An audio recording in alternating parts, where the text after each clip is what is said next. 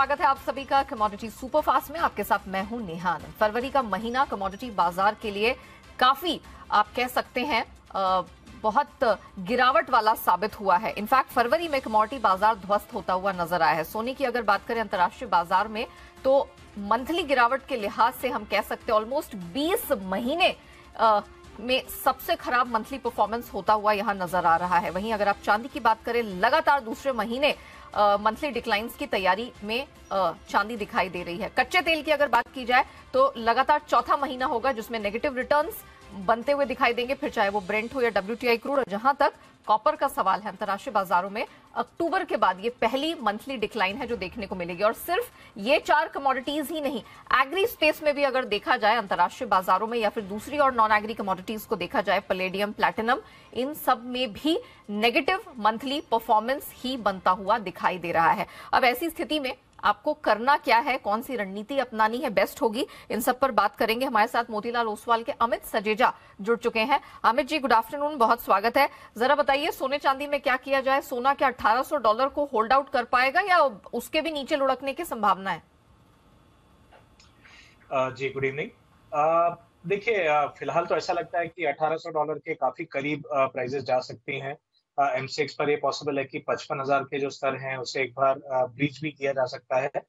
लेकिन डेफिनेटली $1800 का जो स्तर है वो एक साइकोलॉजिकल और एक टेक्निकल सपोर्ट की तरह उभरेगा, क्योंकि इसके पहले जब ऊपर की तरफ रुक कर रही थी प्राइसेस, तब $1785 $1790 को ब्रीच करना थोड़ा डिफिकल्ट हो रहा था। तो वहां पर एक टेम्पररी सपोर्ट मिल सकता है। लेकिन ये जरूर कहूंगा कि जो इनिशियल रुझान है, जो रुख है, वो नीचे की तरफ होगा। यानी हम और लॉसेस देख पाएंगे, शायद 54,900 तक भी प्राइसेस गिर जाए M6 गोल्ड की, जिसके बाद उभरने की एक पॉसिबिलिटी दिखाई दे रही है। ओके, तो करेक्शन के लिए तैयार रहिएगा और 55,000 के नीचे फिसलता हुआ दिखेगा। 54,900 तक के भी दर्शन यहां पर हो सकते हैं, जहां तक सोने का सवाल है।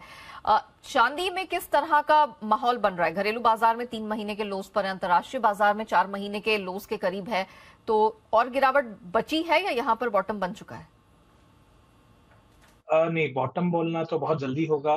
डॉलर इंडेक्स में देखिए, अब भी कहीं ना कहीं एक जो एक स्पाइक हम देख रहे थे पिछले दिनों में 105 के करीब, वो आज भी 104.70 के करीब ही बना हुआ है। आज भी कहीं ना कहीं फ्लैट टू पॉजिटिव है। तो मैं समझता हूँ ये चीज ऊपरी स्तरों पे सिल्वर और गोल्ड को लगातार प्रेशराइज करती रहेगी। हालांकि यहाँ से इतना जरूर कहूंगा कि इंक्रीमेंटल इमीडिएट डाउनसाइड जिसे कहते हैं, यानी जो तुरंत जो प्राइस आ सकती है वो थोड़ी सी लिमिटेड हो सकती है डाउनसाइड। $20.2, यानी जो मई का वायदा है सिल्वर में 62,800 के करीब आ सकता है, यानी 600 से 700 रुपए की और गिरावट हो सकती है, जिसके बाद संभलने के आसार काफी अच्छे हैं। तो मैं समझता हूँ कि इंट्राडे पर्पस के लिए जो ट्रेडर्स हैं वो अब भी बिकवाली करके चलें, क्योंकि 64,100 से 200 के नीचे जब तक प्राइसेस हैं तब तक सेल डालिस की रणनीति बेहतर होगी। लेकिन जो पोजिशनल ट्रेडर्स हैं वो कहीं ना कहीं 62,800 से 62,000 की जोन जब दिखे तो अक्यूमुलेट करना शुरू कर सकते हैं। ओके, कच्चे तेल पे क्या व्यू बन रहा है? ये मैं इसलिए सवाल पूछ रही हूँ क्योंकि दो अलग अलग तरह के यहाँ पर फैक्टर्स इस पर काम कर रहे हैं। एक तो डॉलर इंडेक्स आपने मेंशन किया ही, फिर जो फिर से रेट हाइक बढ़ने की संभावना यहाँ पर अलग अलग सेंट्रल बैंकों की तरफ से बनती दिखाई दे रही है, वो रिसेशनरी मोमेंटम की तरफ इशारा कर रही है। लेकिन वहीं दूसरी तरफ रशिया की तरफ से जो हम अलग अलग बयान आता हुआ देख रहे हैं, रशिया यूक्रेन में अब एक तरह से रशिया यूक्रेन वॉर चैप्टर 2 की जो बातें निकल कर आ रही हैं, ये दो जो डाइवर्जेंट व्यूज हैं, इसके बीच कच्चा तेल कहां जाता हुआ दिखाई देगा? क्योंकि मंथली परफॉर्मेंस के हिसाब से देखा जाए तो लगातार चौथा स्ट्रेट ऑन डिक्लाइन हम फरवरी के महीने के अंत में देखने वाले हैं। तो कच्चे तेल में क्या अभी भी रेंज बाउंड ट्रेड रहेगा, और इफ सो करना क्या है? जी, देखिए, एक्चुअली तो ये ऑप्शन राइटर्स के लिए one of the best markets है। Correct. एक ड्रीम कह सकते हैं, क्योंकि महीने की शुरुआत में अगर हम देखें तो at the money call put के जो ऑप्शन प्रीमियम्स होते हैं वो कहीं ना कहीं 500, 550, 600 रुपए भी हो जाते हैं। तो जिसने वो बेच के रखा है उसे पूरा रेंज कवर करने का बहुत ही बढ़िया मौका मिलता है। तो एक्चुअली ये परफेक्ट ऑप्शन राइटिंग मार्केट है। फ्यूचर्स ट्रेडर्स के लिए सिर्फ एक्सट्रीम लेवल्स पे जब आते हैं, जैसे अपसाइड में 6500 से 6700 जब मिले, आप बेच के बैठिए तो आपको 6100 तक के लेवल मिल जाते हैं, या डाउनसाइड में आप खरीदिए तो ऊपर के लेवल मिलेंगे। क्योंकि हम इस दायरे के भी एक छोटी सी रेंज में ट्रेड कर रहे हैं पिछले 3 सेशंस में। तो मैं समझता हूं कि 6420 के नीचे जब तक ट्रेड करेगी प्राइसेस, तब तक सेल ऑन रैलीज की रणनीति बेहतर रहेगी। हालांकि डाउनसाइड भी जो होगा 6240 से 6220 का लिमिटेड डाउनसाइड होगा। तो इस ट्रेड के लिए मैं बिकवाली की सलाह देना चाहूंगा। और अगर ऑप्शन के थ्रू इसे ट्रेड करना चाहें तो 6300 का जो पुट है वो 170 165 जोन में बाय किया जा सकता है 250 तक के लक्ष्य के लिए। और इस ट्रेड के लिए 130 का एक स्टॉप रखना जरूरी है। मैं अपने दर्शकों को जरा समझा दूं, अमित ने जो ये दो अलग अलग स्ट्रैटेजीज दी हैं कच्चे तेल के लिए, मंशा बेसिकली बहुत क्लियर है और उन्होंने आपकी स्थिति थोड़ा सा बेहतर करने की कोशिश की है। वो इसलिए क्योंकि मार्केट में और खासतौर से इस कमोडिटी में इतनी वॉलेटिलिटी है कि पता नहीं चलेगा कि आप सुबह उठें और किस करवट कच्चा तेल आपको घूमता हुआ दिखाई दे। तो आपकी सहूलियत के लिए, आपकी सेफ्टी के लिए उन्होंने एक पुट के जरिए, ऑप्शन के माध्यम से आपको कमाई का एक मौका दिया। और दूसरा फ्यूचर्स में, क्योंकि क्लियरली यहां पर एक जब वन साइडेड 100 या 150 रुपए का अपसाइड या डाउनसाइड मिलता है तो फ्यूचर्स एक बेहतरीन ऑप्शन, एक बेहतरीन तरीका साबित होता है। पुट ऑप्शन के जरिए आप मार्च कॉन्ट्रैक्ट में मार्च की जो 6300 की पुट है वो 170 के पास लेके चले, 250 तक का अपसाइड टारगेट दिख रहा है। अदरवाइज वायदा में भी आप बिकवाली की रणनीति अपनाकर चल सकते हैं। फिलहाल मोमेंटम डाउनसाइड का बन रहा है। अच्छा, नेचुरल गैस में कैसा व्यू बन रहा है अमित? क्योंकि ये बाकी कमोडिटीज के विपरीत अब कारोबार करती हुई नजर आ रही हैं। क्या ये मानना सेफ होगा कि लगातार 3 दिनों से जो स्ट्रेंथ यहां पर बनती दिखी है, बॉटम बन चुका है, अब खरीदारी की जा सकती है? देखिए, काफी ब्राइट चांसेस हैं से चल रही थी। तब मैंने आपको 185 का एक स्तर बताया था कि इसके ऊपर अगर वीकली क्लोज होने में सक्षम रहती है प्राइसेस तो एक इनिशियल साइन होगी। और इंसिडेंटली 186 का क्लोज आया पिछले हफ्ते, और इसी हफ्ते हमने करीबन 40 रुपए की और इजाफा देखा है प्राइसेस में। और 220 का जो एक क्रिटिकल रेजिस्टेंस था वो ब्रेकआउट देने में कामयाब हुई है। इसका एक बड़ा कारण ये भी है कि जब आप बाकी कमोडिटीज में लॉन्ग में होते हो तो उसका जो लॉसेस है उसकी भरपाई करने के लिए आप जहां मुनाफा कमा रहे हो, यानी आप शॉर्ट सेल में थे नेचुरल गैस में, वहां मुनाफा मिल रहा है तो आप शॉर्ट कवरिंग करते हो। तो उसका एक बड़ा कारण है कि नेचुरल गैस हमें उछाल देखने मिला है।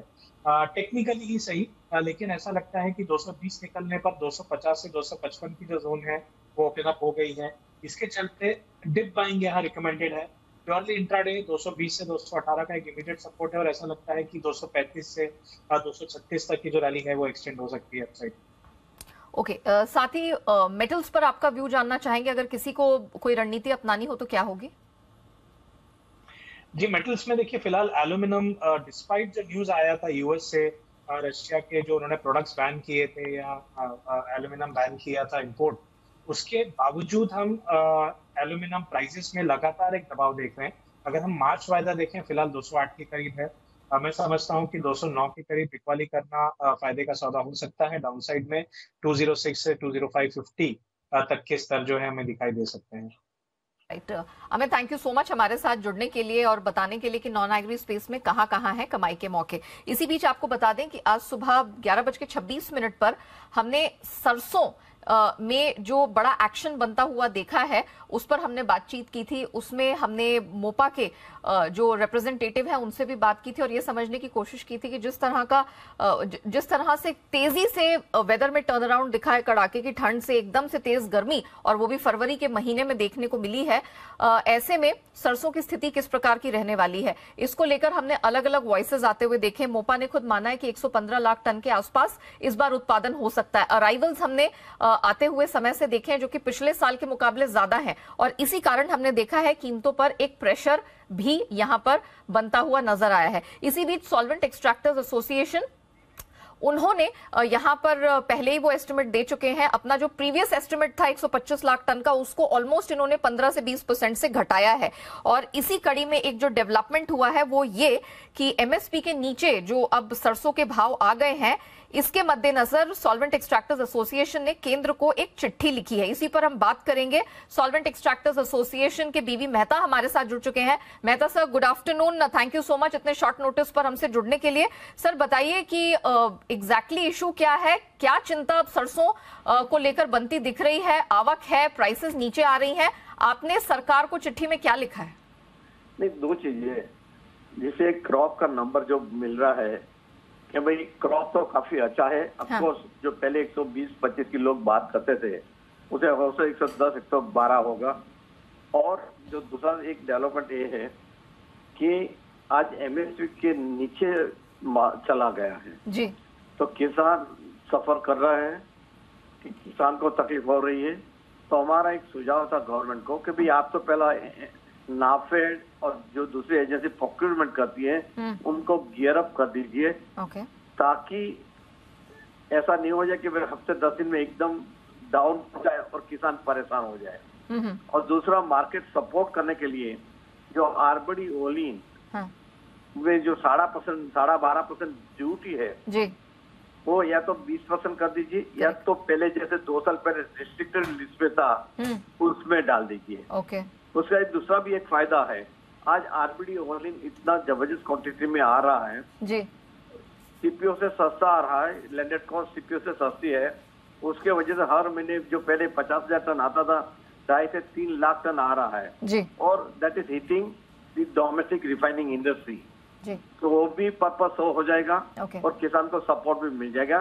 तो हमने अपील वही लाइन पे की है कि भाई आप इमीडिएटली इसमें ध्यान दीजिए, क्योंकि इतना एरावल पिकअप हो रहा है और कि जो लास्ट एक हफ्ते में जो गर्मी हुई सर है। अभी हमारे जितने हमने इंपोर्ट्स किए हैं, क्योंकि अब तक का लेटेस्ट अपडेट यही था कि इस बार रिकॉर्ड इंपोर्ट्स खाने के तेलों के भारत की तरफ से हुए हैं, तो प्राइसिंग की स्थिति किस प्रकार की होती दिख रही है? क्योंकि हमने आपकी तरफ से एसईए की तरफ से एस्टिमेट्स काटते हुए सुना है, आपने अनुमान रेपसीड के आउटपुट के कट किए हैं, तो कोई चिंता की ज्यादा बात है सर यहाँ कीमतों को लेकर? क्योंकि देखिए आउटपुट का कटौती नहीं की है, मगर ये साल जो 2-3 चीज हुई जी, एक तो सीवियर विंटर हुआ, उसके वजह से पाला पड़ा, जो बोला जाता है हिंदी में पाला पड़ा, उसका एक नुकसान हुआ। दूसरा नुकसान हुआ कि जो 15, 16, 17 जनवरी के करीब में काफी गर्मी का व्यू आया, उसके लिए भी ईल्ड कम हुई है।